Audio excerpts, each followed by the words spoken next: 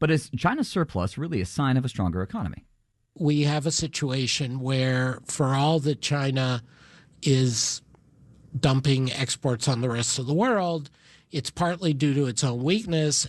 We'll have that coming up next on Marketplace. We'll be back with All Things Considered at 7 o'clock. It's just about 6:30. WNYC is supported by Netflix, presenting Cover Up from Citizen4 director Laura Poitras and Mark Obenhaus.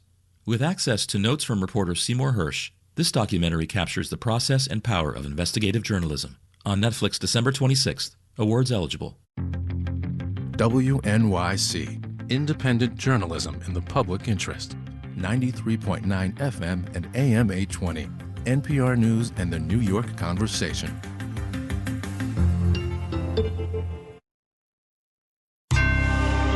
Marketplace is supported by TreviPay, a managed B2B payments platform for global brands, offering zero-touch AR plus tools to help reduce DSO at TreviPay.com.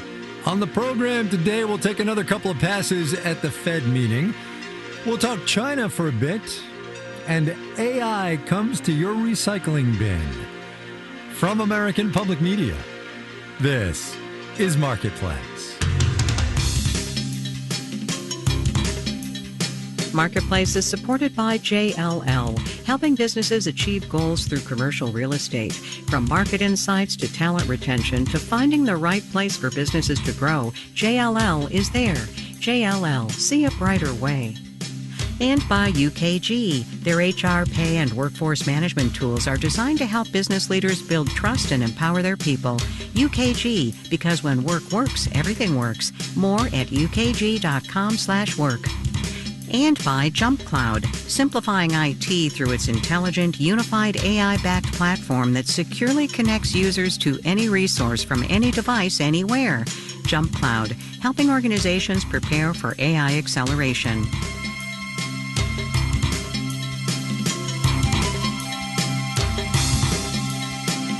In Los Angeles, I'm Kai Brisdall. It is Thursday today, the 11th of December. Good as always to have you along, everybody. As usually happens, Chair Powell covered a lot of ground in his post-meeting press conference the other day.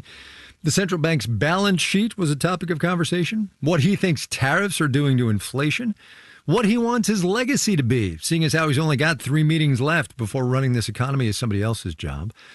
Also, immigration and the macroeconomy. He talked about how job gains have slowed significantly since earlier this year and how that's likely connected to the Trump administration's immigration policy. And it turns out, as Marketplace's Elizabeth Troval is about to tell us, not only is immigration a labor market story, it's a monetary policy story, too. To support stable prices and maximum employment, the Fed must decide whether Labor Department data is hot or cold. But to understand that, you have to understand what's happening with the immigrant population. Michael Strain with the American Enterprise Institute says that's because immigrants made up a huge number of new job seekers under President Biden. But unemployment was steady because massive amounts of new jobs were also created. If we had a month where the economy added 250,000 net new jobs, that looked like a decent month. Those new job seekers from other countries found jobs. But if the number of foreign-born people drops dramatically, as it has under President Trump relative to President Biden, then the number of net new jobs you need for a decent month drops dramatically. Now, there are far fewer new job seekers out there because of restrictive immigration policies.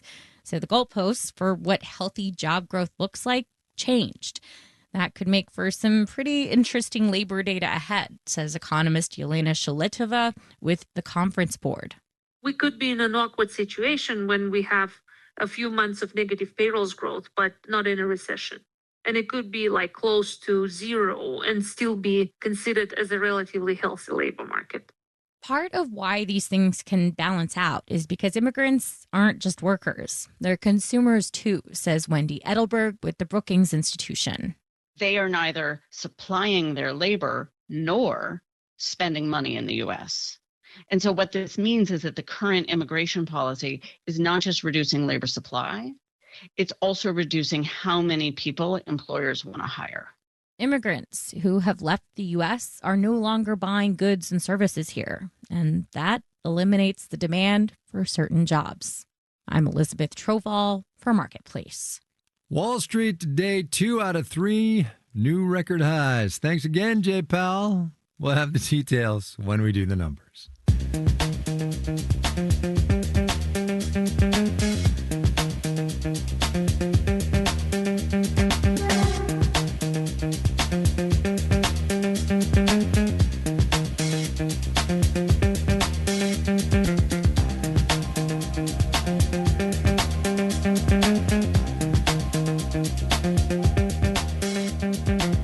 One of the things the president talks about when he talks up his tariffs is that they give him leverage over other countries, which, yes, sometimes for sure.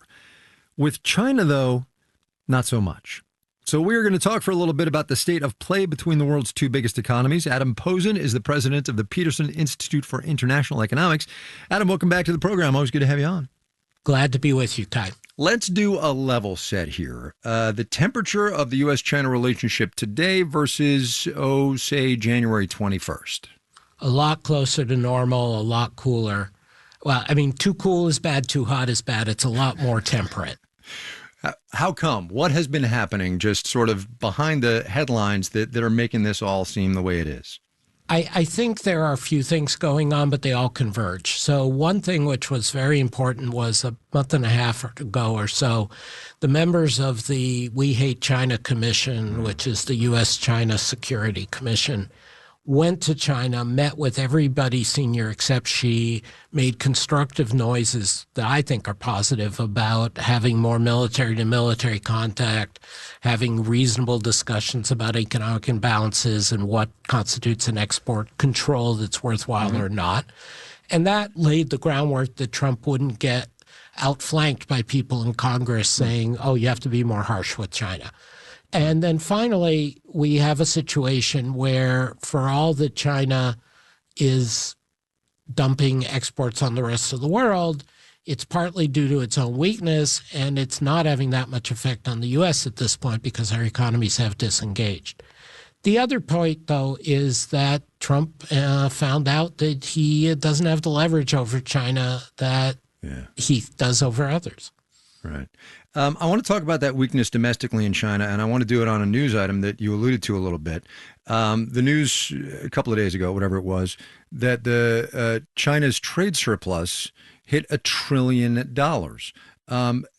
Yay for Chinese exporters, but that does point up some domestic weakness in that economy. Absolutely. Generally, you get a trade surplus in large part when your domestic demand is weak, when your consumers are too scared to consume or too busy saving, when you're getting low returns on your economy, so investors are not putting money in it. That's when you end up exporting more than you import. And that's what's going on in China for a few years now, partly because of a real estate crash and partly because President Xi spooked the heck out of average Chinese property rights being safe or not. Consumers aren't consuming, small businesses aren't investing, and in fact, even manufacturing in China has been slowly trending down. So yeah, they got a lot of exports, and that's annoying a lot of people, but it's not a sign of robust health. With the caveat that you are an economist and not a political scientist, there is a national security thing that I want to talk about with you. And that is the news earlier this week that President Trump is going to let NVIDIA sell some of its high-powered, not highest-powered, but some of its, grade A chips to the Chinese. And, of course, that is raising national security and military concerns. Also, the president's taking 25% off the top from NVIDIA on that one. So I guess the question is twofold. What's your level of concern about national security? And also, this is another step towards state capitalism by the Trump administration. Yeah, I'm concerned about both, Kai. You're right to raise both of them. As a colleague of mine at the Peterson Institute, Mark Cherzempa, has argued, and others on the inside have argued, there is a case to be made that you don't bother putting export controls on things that China can get anyway, because then you just lose the sales, but you don't really set them back. So there's a legitimate debate about if Huawei or others can produce something similar, why not let NVIDIA sell? The problem is this change in policy isn't being driven by that. It's being driven, as you indicate, by a disregard for national security rather than a balancing. If you think companies should be taxed, then tax them. But don't say, oh, you're going to give me a private deal because I'm interested in this particular good. I mean, that's how third world potentates, whatever that nasty phrase Trump uses for bleep hole countries, that's how they behave. That's not how free market economies that actually work behave. Let me get you back to the beginning and the level set and the normal-ish state of Sino-American relations right now that you posit that we're in. Is it sustainable, do you think, over the rest of this Trump term, given the president's quick to change his mind attitude on a lot of things, but also then over the longer term? I mean, it's not like the Chinese are going away. It's not like we're going away. Exactly. I think that's the fundamental piece of wisdom, without sounding too either Confucian or Hamiltonian, that both China and U.S. are less vulnerable to the rest of the world and to the world economy than they sometimes portray themselves. And you just have to have a policy that reflects that reality. Now, the status quo, I think, can largely persist, but it is better than provoking fights with China or trying to exert sense of we're about to lose to China or China could be changed, when neither of those is really relevant. Yeah. Adam Posen is the president of the Peterson Institute for International Economics. Adam, thanks for coming on. Really good to talk to you, as always. Thank you for having me, Guy.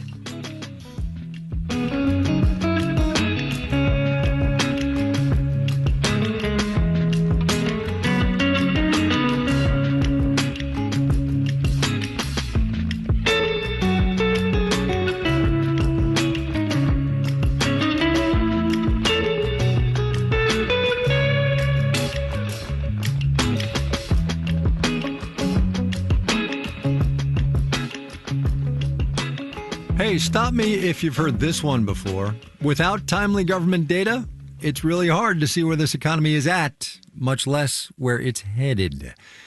On the list of things not yet delivered is retail sales. We'll get the delayed October report next week. No clue at all when November numbers are going to be here.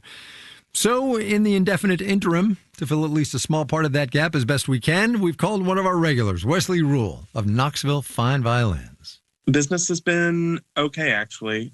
I was looking at the numbers. I think that we've grown. Sales went up about 20% from last year.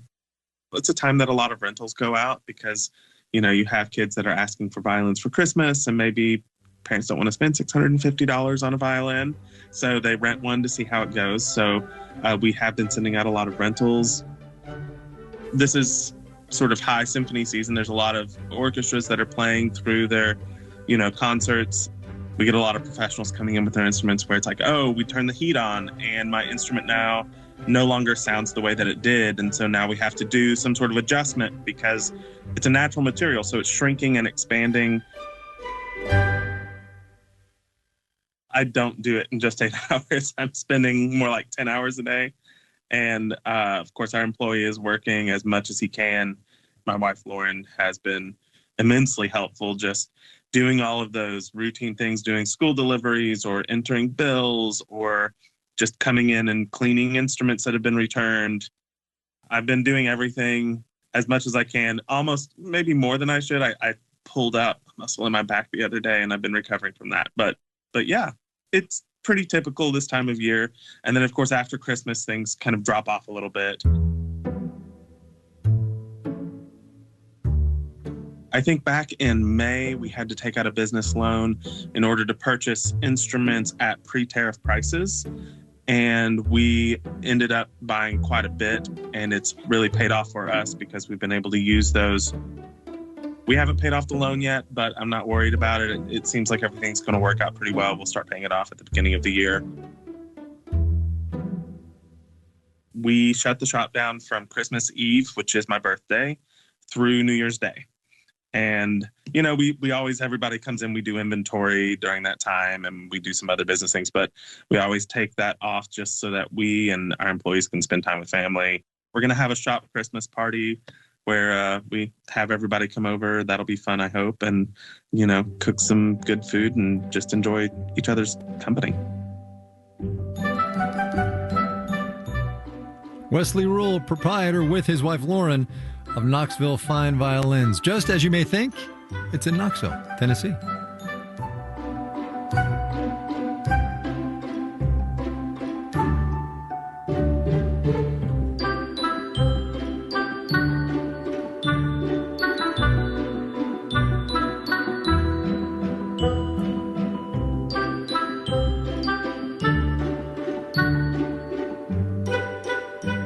Coming up.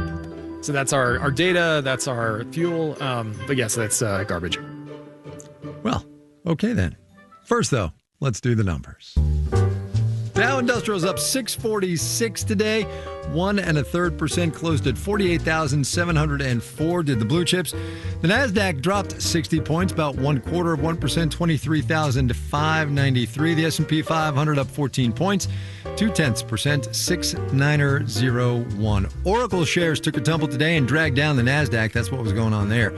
Came after the cloud computing company's earnings call stoked fears once again of an AI bubble. I was going so fast I couldn't wait to get to those phrases. AI bubble.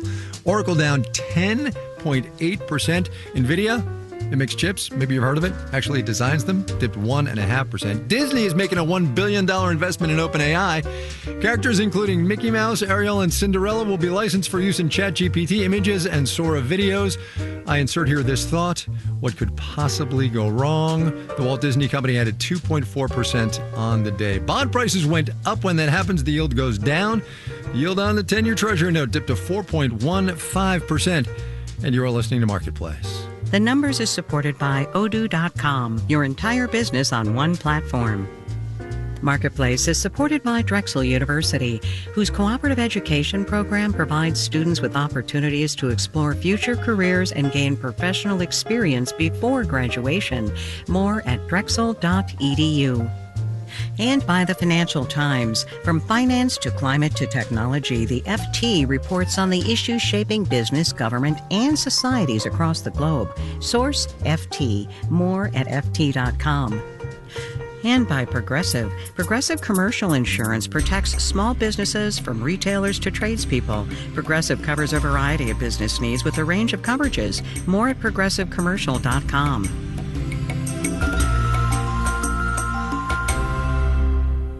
David Sachs is Silicon Valley's man inside the White House. He's long been an industry booster, and now he's the Trump administration's top advisor on tech and crypto policy.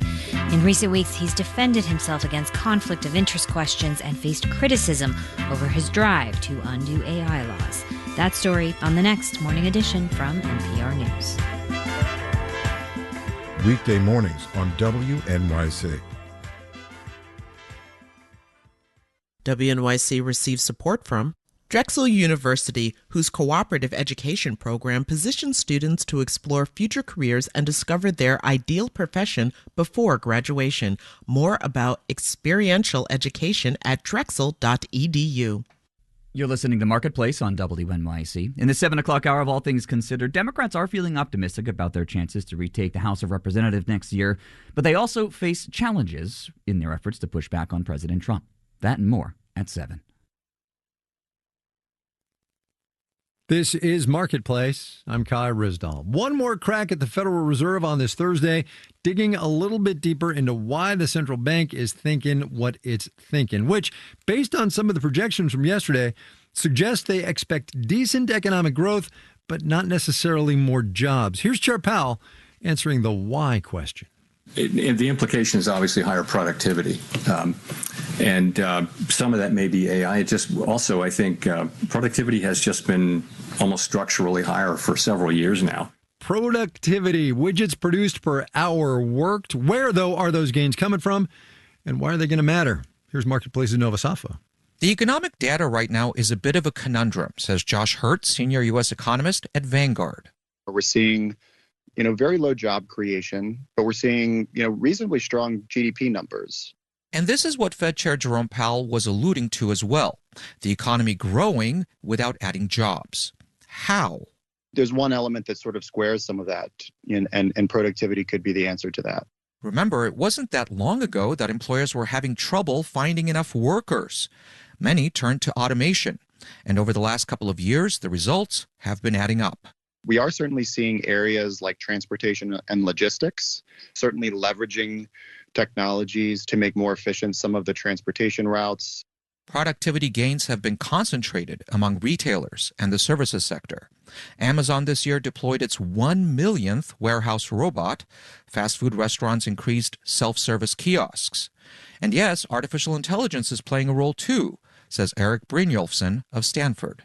There's a whole wave of very powerful technologies that are just coming online, and they're beginning to have an effect in specific areas like call centers, software, where there's measurable productivity gains. The Bureau of Labor Statistics says productivity rose 3.3% in the second quarter of this year. But economist Gerald Cohen of the University of North Carolina says the big question is whether such robust gains can continue. He says they may have already slowed. The data is saying maybe, but it's not clear because there's just been so much, post-COVID challenges. Cohen says there's a lot of noise in the data, but it's tempting to hang on to hopes that productivity growth will remain robust because that would simplify the Fed's work. If we think we're in this higher era in productivity, that generally matches with an era of low inflation or lower inflation. And if productivity does the job of cooling inflation, then the Fed can focus on supporting the labor market instead. I'm Nova Safo for Marketplace.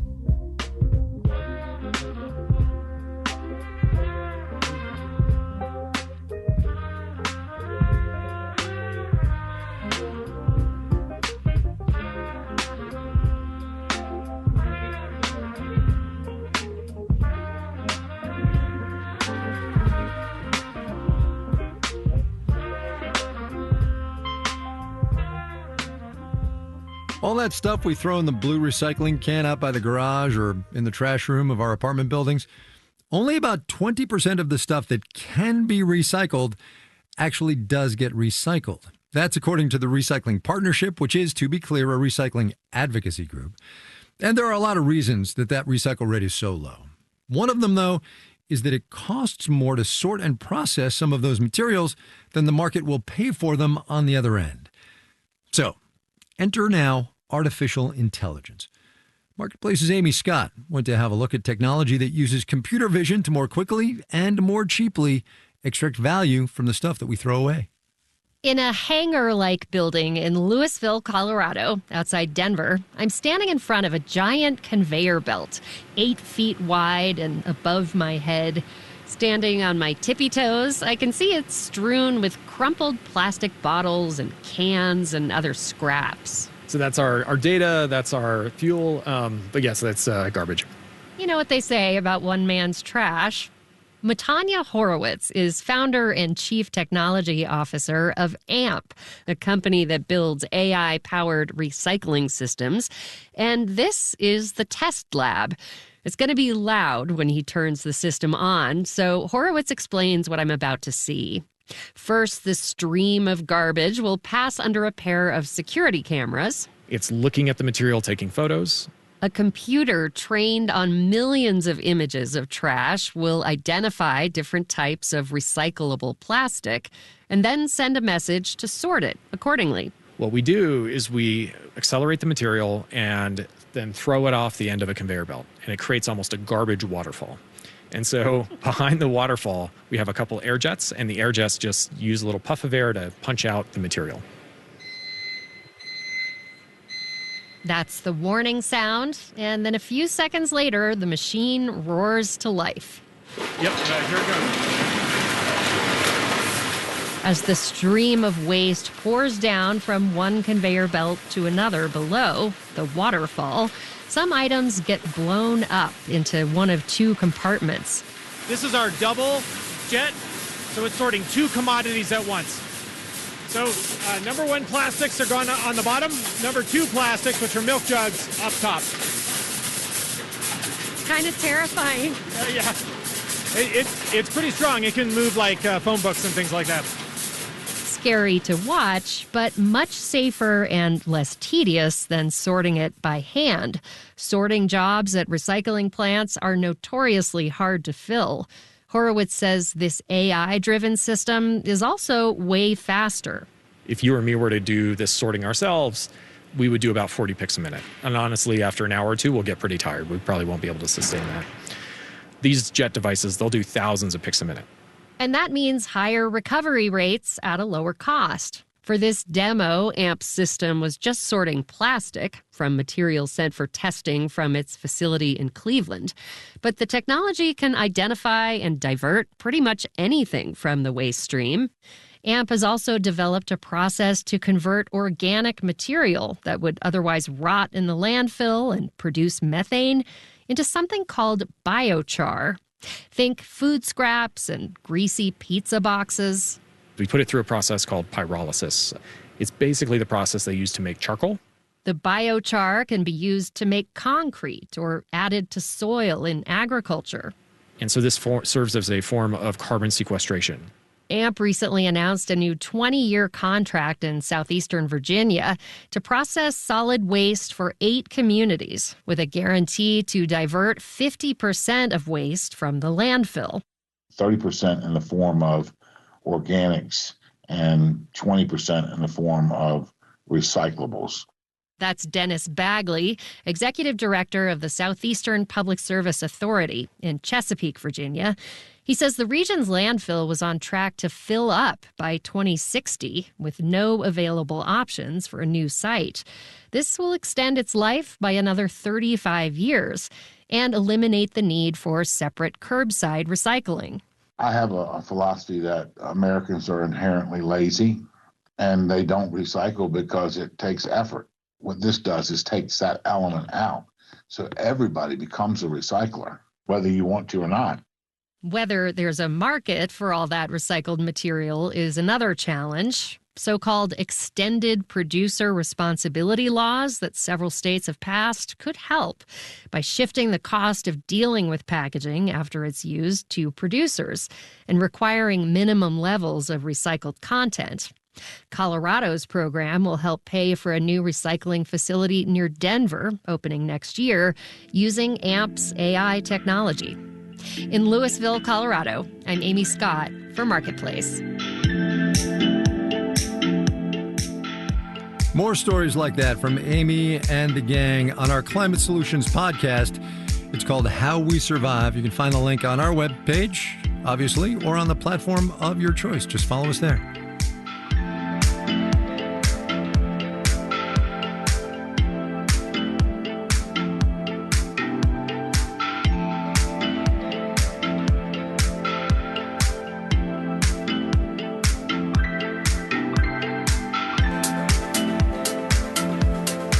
Marketplace is supported by Viking, dedicated to bringing travelers to the heart of each destination with small ship, river, ocean, and expedition voyages, offering cultural enrichment and immersive experiences. Discover more at Viking.com.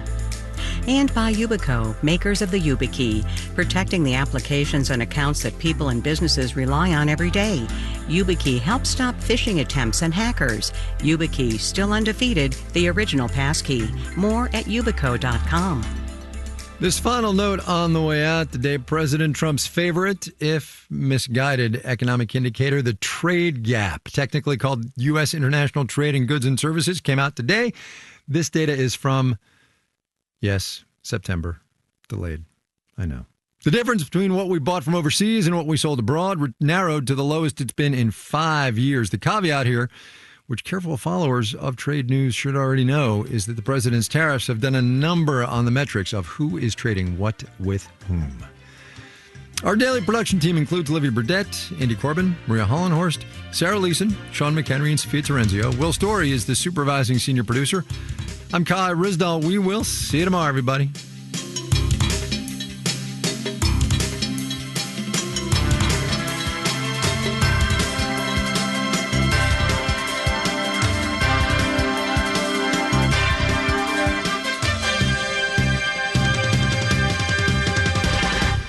This is APM. WNYC is supported by the Metropolitan Opera.